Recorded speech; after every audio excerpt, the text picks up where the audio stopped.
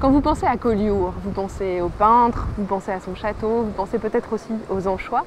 Il y a aussi plein de jolis endroits où se balader et ces endroits, on va les découvrir avec Cléo. Alors pour l'instant, il fait très beau, mais on a un petit doute sur le temps, alors j'ai quand même tout prévu.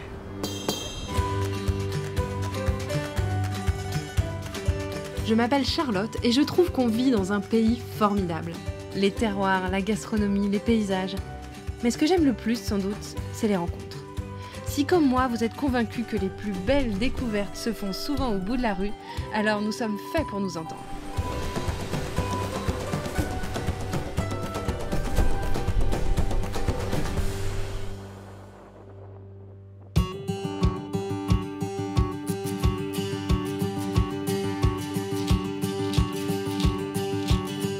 Cette balade à Collioure commence de bonne heure. Cléo m'a donné rendez-vous juste après le lever du soleil sur le bord de la plage pour prendre un petit café.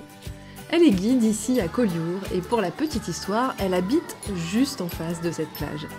Quelle chance de se réveiller chaque matin avec cette vue. Cléo, c'est vraiment un magnifique endroit pour prendre un petit déjeuner et toi, tous les matins, tu te réveilles face à ça. Voilà, c'est ce que je vois et c'est ce que j'aime. Ouais, c'est pour ça que je suis venue ici. Parce que j'aime cette mer, j'aime cette petite baie protégée et puis cette vue qui va jusqu'à l'infini. Et qu'est-ce qu'elle nous raconte, cette vue? C'est un endroit particulier parce qu'on est vraiment dans le centre, le port central de Collioure. Qu'est-ce qui s'est passé ici? Là, on est au Faubourg. Qu'est-ce qui s'est passé ici? Là, on peut s'imaginer les Grecs avec leurs petits bateaux qui arrivent dans ce port qui n'est pas encore habité, qui vont faire le commerce avec le peuple des Ibères qui est ici.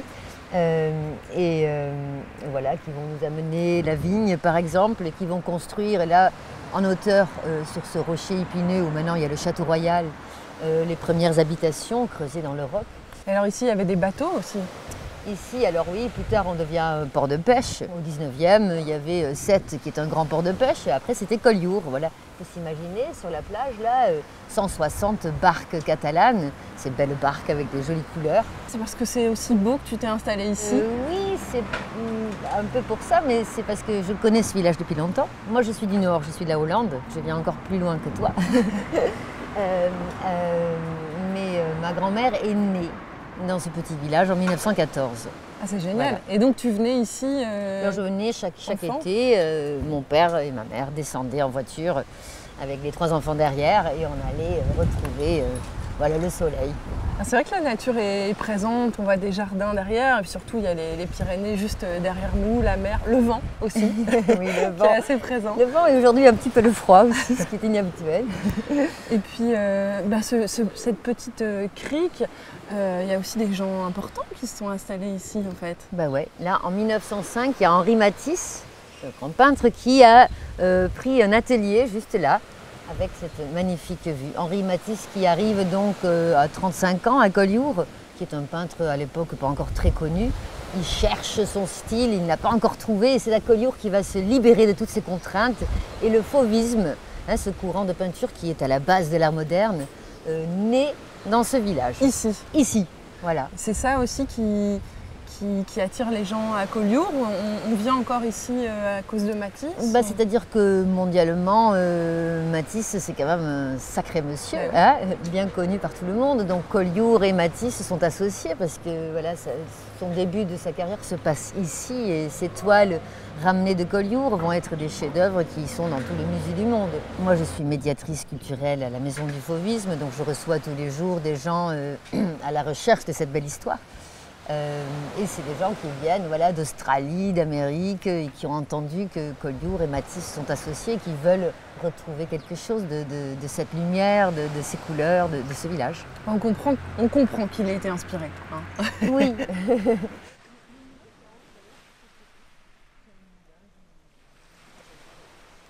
On part de la plage, on marche 5 minutes et on arrive dans ce parc municipal qui est magnifique et surtout qui donne une vision à la fois sur la mer et puis sur la montagne qui est juste derrière nous. Oui, c'est ça qui est la beauté de Collioure. C'est vraiment ces Pyrénées qui meurent dans la baie de Collioure.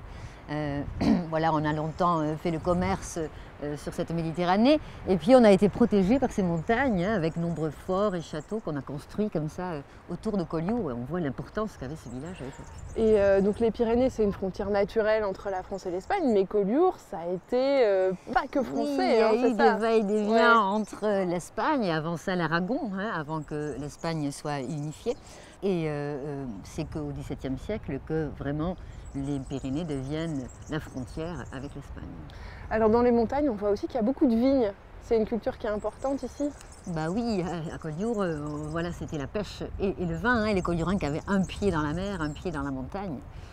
Tout le monde faisait du vin et tout le monde pêchait. On est passé devant un tout petit bâtiment de style un peu mauresque qui est très joli, là juste sur le chemin. Qu'est-ce que c'est? Alors ça c'est la Gloriette où Arletty venait fumer. C'est le fumoir d'Arletty. C'est le fumoir d'Arletty, puis oui, c'est les années après la guerre où Collioure était plein de gens comme ça assez connus, des écrivains, des peintres qui venaient passer du temps ici. Il y a un moulin aussi qu'on aperçoit juste au-dessus de nous. Est-ce qu'il fonctionne encore? Oui, il fonctionne à nouveau. Et aujourd'hui, il fait de l'huile d'olive. D'accord. Oui, parce qu'il y a pas mal d'oliviers aussi. Alors moi, il y a un truc qui m'intrigue, c'est qu'il y a plein de petits murets. Ici, il n'y a pas de tracteur, hein. C'est les Templiers qui introduisent cette façon de terrasser les vignes, les montagnes à Collioure. Et c'est un système qui est encore aujourd'hui actuel. Alors un peu plus loin là-bas, on aperçoit, donc c'est un parc magnifique parce qu'on voit aussi donc le port, le château. Est-ce que tu nous emmènerais par là? Oui. Ouais. On a encore beaucoup de choses à découvrir à Collioure avec Cléo, mais je m'échappe quelques instants pour vous faire découvrir une spécialité bien connue de la ville, les anchois. Autrefois, la pêche et la conservation des anchois étaient les activités les plus importantes ici. Aujourd'hui, il ne reste que quelques entreprises, dont la maison d'Esclos. Je pars donc à la rencontre de Rémi, digne représentant de la 6e génération de la famille, qui a repris le flambeau de l'entreprise familiale. Rémi, l'entreprise, elle est plus que centenaire, c'est ça? Exactement, l'entreprise a été fondée par le grand-père de mon grand-père en 1903. Alors moi, je suis actuellement la 6e génération qui travaille dans l'entreprise. On a traversé le siècle de la meilleure des façons possibles. Parce que l'anchois, c'est vraiment le truc typique de Collioure, mais à une époque, vous étiez extrêmement nombreux, les saleurs d'anchois, c'est ça hein, il faut savoir que la légende veut nous faire croire que Christophe Colomb, lorsqu'il découvrit les Amériques, avait dans ses caravelles des anchois de Collioure. C'est vrai? Donc ça remonte il y a très longtemps l'histoire de l'anchois à Collioure. Alors surtout ça s'est développé, l'essor de l'anchois s'est développé au cours du XXe siècle. Alors à l'époque à Collioure, il y avait 3 métiers qui se détachaient. Il y avait vigneron, il y avait pêcheur d'anchois et il y avait saleur d'anchois, c'est-à-dire transformateur, le métier que nous faisons. D'accord. Donc les anchois, ils arrivent sur le port, enfin à l'époque en tout cas, et puis ensuite ils sont transformés ici? Exactement. Le process de la fabrication de l'anchois, c'est très simple. Nous, on achète la matière première au pêcheur et de là, on va le saler une première fois afin de faire dégorger le produit. De là, après, on va le laisser quelques temps se vider en quelque sorte de son sang. Et puis après, on va l'étêter et l'éviscérer, tout ça à la main. Et on va le mettre à maturation. Ah, c'est encore fait à la main? Tout est fait à la main. Nous, on a gardé le même process de fabrication qu'au Moyen-Âge, spécifique à Collioure. Et après, ça part à maturation, minimum 150 jours, dans le sel. Okay. Voilà, avec du poids dessus, histoire de bien faire passer le sel à travers tous les anchois. Et en fait, c'est le sel qui cuit, c'est ça hein? Exactement. En fait, l'anchois mûrit en quelque sorte dans le sel. Et ça, c'est ce qu'on retrouve dans nos bocaux Exactement. Ça, c'est ce que nous, on appelle l'anchois traditionnel, l'anchois façon Collioure, l'anchois qui a un goût salé en bouche. Et donc après, il y a une autre préparation d'anchois aussi, ce que vous avez là, oui. ce qu'on appelle les boquerones, c'est de l'anchois frais, mariné dans le vinaigre pendant quelques heures. L'anchois traditionnel, j'ai l'habitude de dire que c'est un plat. Quand je dis c'est un plat, il faut le marier avec quelque chose qui va atténuer le sel. De l'ail, du persil, des œufs durs, des poivrons, des pommes de terre bouillies. Le boqueron, c'est plus un tapas, ça se suffit à soi-même. Voilà. D'accord. Et alors, il y a un petit apéritif aussi du coin, non? C'est ça qui se boit avec hein, Exactement. Il est très courant de pouvoir associer l'anchois avec le bagnouls, qui est un vin doux naturel de notre terroir. Alors, c'est un vin un peu à tendance sucrée, donc ce qui fait un mélange intéressant avec les anchois salés sucrés. Bon, allez, on goûte. Là, vous avez les boquerones, qui sont de l'anchois frais mariné dans le vinaigre pendant quelques heures. Et là, au milieu, vous avez l'anchois traditionnel salé. Alors, je commence par le boqueron. Alors C'est hyper frais en fait aussi. Bon, c'est délicieux. Et alors celui-ci, il va être un peu plus salé. Celui-ci va être salé, c'est celui-là l'anchois traditionnel. Ils sont vraiment excellents. Alors, ça, c'est pour l'apéro. Exactement. D'ailleurs, à Collioure, on a l'habitude de les manger avec de l'ail, du persil, des œufs durs. C'est vraiment l'anchois à la Collioure.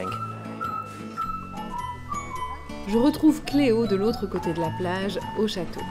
Ici aussi, on a un joli point de vue. Bien souvent, pour accéder à la vieille ville, les touristes contournent le château en longeant la mer, mais Cléo me propose d'emprunter le petit chemin par derrière.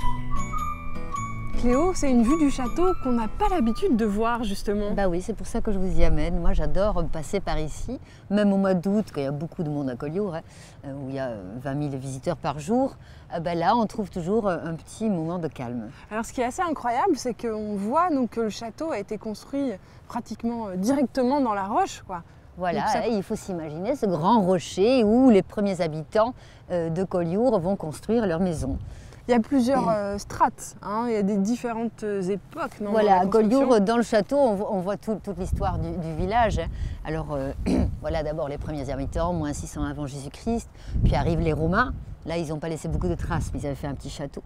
Puis les Visigoths qui vont être dans le château aussi. Puis plus tard, les comtes du Roussillon qui vont réinvestir dans ce pays qui avait été un peu dévasté par les Normands, les Arabes qui étaient venus par ici. Et puis donc, très vite, Collioure va avoir ce magnifique petit château médiéval avec ce beau donjon. Et Vauban est passé par ici aussi, hein? Ah oui, Vauban, mais d'abord Charles Quint. Ah oui. Charles Quint arrive, fait pas mal de forts, le fort Saint-Elme qu'on a vu là-haut, et puis plus tard Vauban. C'est donc en 1659 qu'on devient vraiment français ici, sous Louis XIV. La vieille ville se trouvait là où on est maintenant, pour défendre la ville, il va vouloir faire un glacis pour protéger le château et une demi-lune. Et pour cela, le village doit disparaître. Donc ce village médiéval qui était là, 150 maisons vont être rasées et les gens de Collioure vont trouver un autre emplacement dans la ville et au faubourg qui va être construit. D'accord. Ce château, il va aussi malheureusement avoir une histoire un peu plus sombre. Au début du XXe siècle, c'est ça? Oui, c'est en 1939 que les Espagnols vont fuir Franco et certains des Espagnols seront emprisonnés dans ce château. Au château, il y a une exposition qui parle de la retirada, qui essaye de mettre la lumière sur cette histoire triste. Et ce château, aujourd'hui, on peut le visiter? Et ce château, il se visite, oui, il y a des visites guidées. Où on comprend vraiment l'histoire de Collioure. Et puis il y a des expositions aussi d'art, ils font pas mal d'événements, de la musique, etc. D'accord. Et alors pour poursuivre la balade, où est-ce que tu nous emmènes? Alors j'aimerais vous amener sur les traces de Matisse. On va aller en ville et regarder les tableaux que Matisse a fait en 1905 avec André Derain.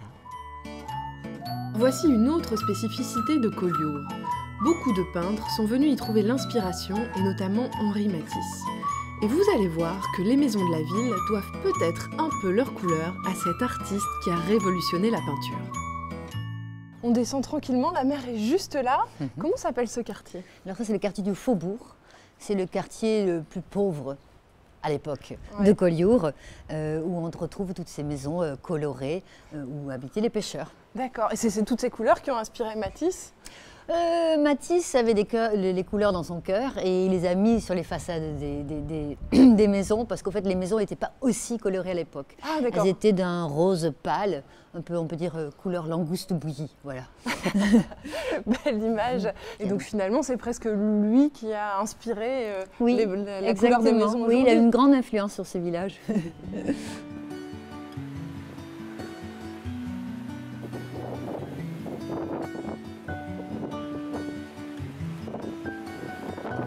C'est génial de trouver un tableau comme ça de Matisse dans la ville. Eh ben oui, il y en a plein.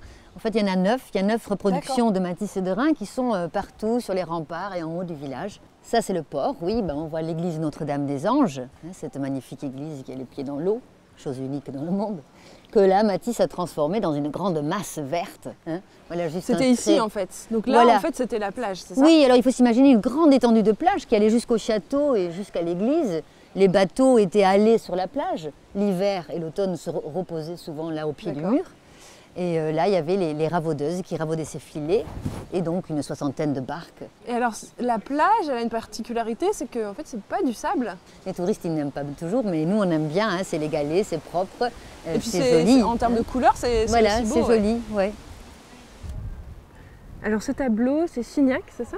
Voilà, c'est Paul Signac qui vient ici en 1887. C'est un des premiers peintres à découvrir ce petit port lumineux.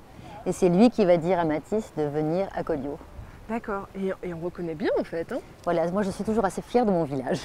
Je montre dans les visites guidées ce tableau pour dire, regarde, comme rien n'a changé. Hein. C'est rare. Effectivement, rien n'a changé. Voilà, à part le toit, vous avez vu du donjon, ouais. Qui avant était un toit peint dessus. Ouais. C'est beau, hein? Magnifique. Là, on est sur un style complètement différent. Hein. Là, on est dans le fauvisme d'André Derain. Peu de précision, mais un effet très fort. Et c'est pour ça que ça s'appelle le fauvisme, en fait. Hein. C'est voilà. Ce côté un peu sauvage. Bah voilà, c'est des traits sauvages. Hein, quand ils arrivent avec leurs tableaux de Collioure pour les exposer au Salon d'automne à Paris, Paris est en crise. Jamais on a vu des choses aussi farfelues. Et c'est là où on les va les baptiser les fauves. Alors, le tableau s'appelle le phare de Collioure. Et c'est un phare église en fait. Hein. Voilà, il lui coupe la coupole, hein, il fait ce plan un peu serré et enlève la coupole de l'église et l'appelle le phare, parce qu'avant c'était un phare, hein, comme je vous disais, XIIIe siècle. Mais plus tard, Vauban arrive et on va donc reconstruire une nouvelle église parce qu'il a détruite aussi, il a essayé de la conserver mais il n'a pas pu. Donc le phare est devenu un clocher et ensuite il y a eu ce dôme qui a été rajouté. Voilà, hein, cette coupole vient beaucoup plus tard. L'église date donc de la fin du XVIIe siècle et c'est qu'au début du XIXe siècle qu'on va décider de faire ce dôme.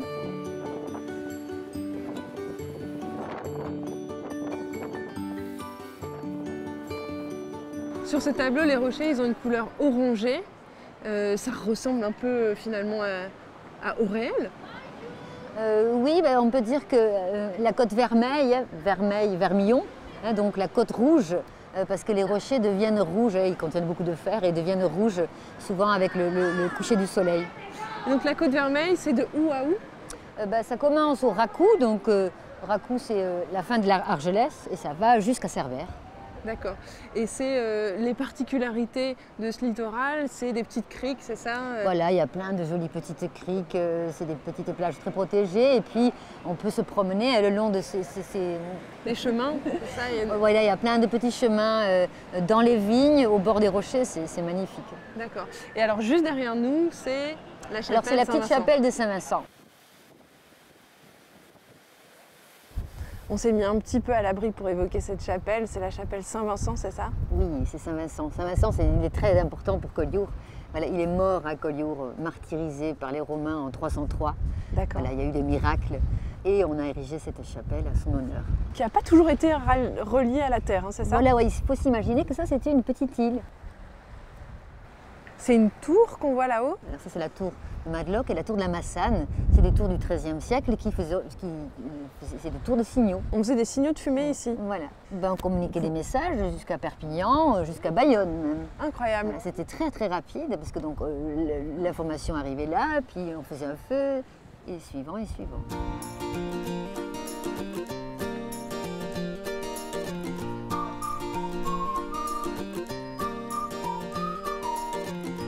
Cléo, comment s'appelle cette rue? C'est la rue Lacaron. Alors c'est un vrai décor?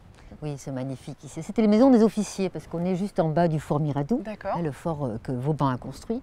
Et ça, c'était les habitations des officiers. Souvent on dit c'est les maisons de pêcheurs, mais en fait c'est pas ça. C'est une rue qui a inspiré pas mal d'artistes. Oui, en bas il y a un tableau, vous verrez, de Derain. Et puis on comprend aussi que le fauvisme, il soit né dans ce pays quand on voit toutes ces belles fleurs, ces belles couleurs, et puis cet aspect un peu sauvage. Et tu venais déjà de balader ici quand oui, tu étais oui, moi j'ai amené mon amoureux, on venait s'embrasser. Génial. Donc la promenade romantique, si vous venez à Collioure. Dans le Moret, ce quartier s'appelle le Moret. D'accord. Eh bien merci Cléo, c'était génial cette balade avec toi. Merci de nous avoir accompagnés pour cette émission. Et c'est ici qu'on se quitte. Merci. À bientôt. À bientôt. Après cette belle et longue balade à la découverte de Collioure, il y a une dernière personne que j'aimerais vous présenter. Je suis sur la terrasse du restaurant du chef Frédéric Baquier, un véritable amoureux des produits du terroir catalan et de la Méditerranée. Je crois qu'on est devant une des plus belles vues de Collioure, mais on est aussi dans une des meilleures tables de Collioure, donc c'est quand même l'endroit idéal. Frédéric, c'est toi qui officie en cuisine, le chef de la Balette. Exactement. Bonjour. Merci beaucoup d'être avec nous pour Terre de France. Et donc tu t'es installé ici il y a 10 ans, c'est ça? Exactement, ouais. J'ai postulé il y a 10 ans. J'ai commencé l'aventure, une belle aventure qui dure depuis 10 ans maintenant avec les toits Michelin. Et voilà, donc à l'origine, ton petit accent, il te vient de la région toulousaine, hein, c'est ça? Mon accent que je ne veux pas perdre, il vient de Pyrénées centrales, de l'Ariège. Exactement. Et le déclic, justement, tu disais, j'ai eu un déclic sur la cuisine. Qu'est-ce qui s'est passé? Qu'est-ce qui te plaît, toi? Qu'est-ce qui te fait vibrer là-dedans? C'est vrai que j'ai du mal à partir de la Méditerranée, je ne m'en lasse pas. Parce que la cuisine qu'on trouve chez toi, c'est une cuisine qui est très locale, avec des produits du coin? Exactement, donc depuis, c'est vrai que je travaille les poissons bleus, je travaille que ce soit le maquereau, les anchois, les sardines. Puis après, côté espagnol aussi, côté côte catalane, Catalogne du Sud, avec les gambas rouges, avec tous ces produits qui sont... Les gambas rouges, qu'est-ce que c'est? Alors c'est les petites crevettes rouges, crevettes fraîches, qui sont pêchées dans une faille entre Palamos et Rosas. Quand elles remontent à la surface, l'oxygène, elles sont toutes rouges, donc elles sont... Et c'est pour ça qu'elles s'appellent comme ça? C'est pour ça qu'elles sont remontées très rapidement. C'est un produit d'exception, c'est un petit peu le crustacé, le homard un peu de la Méditerranée. Et alors la clientèle de ton restaurant, elle vient d'où? Alors j'ai une clientèle étrangère, mais j'ai beaucoup de clients, une clientèle de Toulouse, toulousaine, région toulousaine. Ah oui, ouais, donc on vient de loin pour manger ici. Exactement. Et pour dormir aussi, parce qu'il y a un voilà, hôtel. C'est un hôtel 4 étoiles avec 23 chambres. Et la Balette d'ailleurs, pourquoi ça s'appelle la Balette? Il paraît que c'est en général la balette qui s'est échouée sur la plage. Donc, Toi, tu t'es pas mal remis en question, je crois, même il y a quelques années, tu as changé un peu ta façon de cuisiner. Oui, c'est vrai que j'étais un petit peu dans les produits un petit peu rassurants pour les chefs. Dans les produits un petit peu de luxe, comme le homard, la langoustine, le homard de Bretagne, la langoustine, la truffe. Depuis 5 ans, j'ai essayé de travailler l'environnement où je travaille, c'est-à-dire la côte méditerranéenne. Alors, est-ce que tu nous montrerais à quoi ça ressemble justement? Parce que maintenant qu'on en a parlé, on a quand même très envie de voir à quoi ça ressemble et d'y goûter peut-être. Bien sûr, avec plaisir. Ouais, on y va. Allez.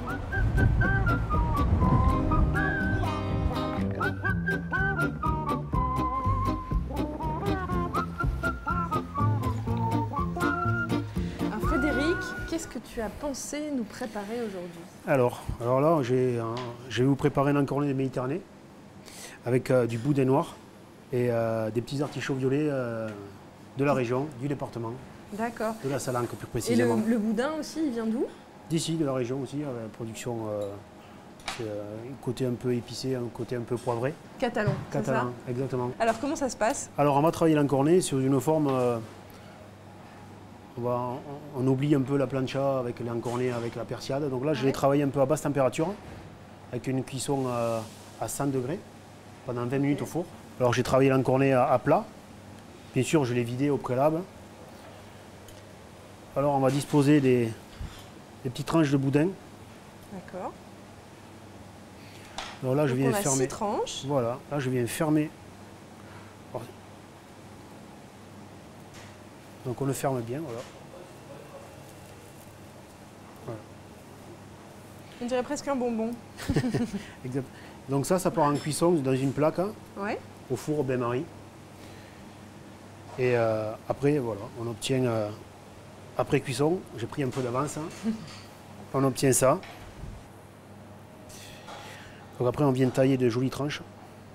Donc là, on est juste sur de l'encorné et le boudin. Exactement. On n'a rien rajouté. Non. Parce que l'assaisonnement, il se fait tout seul avec le boudin, donc pas besoin de... Et puis après, il y a la petite sauce qui va venir, donc pas besoin de... Déjà, c'est joli. Et donc là, on va commencer le dressage. On va disposer. Commencer à mettre les artichauts. Donc celui-là, il est cuit, cet artichaut. Ah, celui-là, il est confit dans l'huile d'olive. D'accord. L'huile d'olive... L'huile d'olive de Collioure, voilà. Les oliviers qu'on retrouve sur la colline. On a tout à côté, donc il faut travailler tout ça. Donc là, on vient amener un peu de fraîcheur avec de la roquette. Et oui, donc petit truc pour assaisonner la salade, Sans assaisonner le reste. Exactement. Tremper la feuille dans l'huile d'olive. Pour l'acidité, on va rajouter un petit peu de pomme Granny Smith. Alors c'est un petit jus de tête de gambas rouge. Donc ça fait des sauces assez... Et donc là, tu prends les têtes, tu les mets à bouillir Je fais un petit jus de crustacés, donc avec de l'huile d'olive, du fenouil. On obtient des jus quand même assez goûteux. Donc là, je viens juste... Donc tu l'as émulsionné un petit peu pour j'ai émulsionné un peu, que ce soit un mousse. peu plus mousseux, un peu plus léger. Voilà. C'est beau, ça a l'air délicieux. Voilà. Il n'y a plus qu'à goûter. Il n'y a plus qu'à goûter en fait. Alors comment je fais là? Qu'est-ce que tu me conseilles? Alors il faut d'abord commencer par l'encorner, puis après Ouais. avec la sauce, Alors, tu viens saucer un peu l'encorné. Ouais.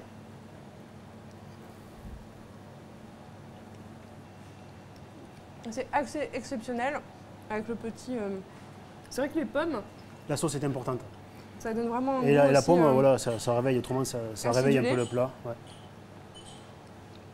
Ah oui, et la sauce, juste exceptionnelle.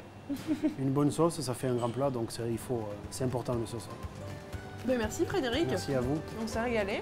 C'est ici, dans les cuisines de Frédéric Baquier, que se termine notre épisode à Collioure. En plus d'être excellente, sa recette a l'air plutôt facile à refaire chez soi.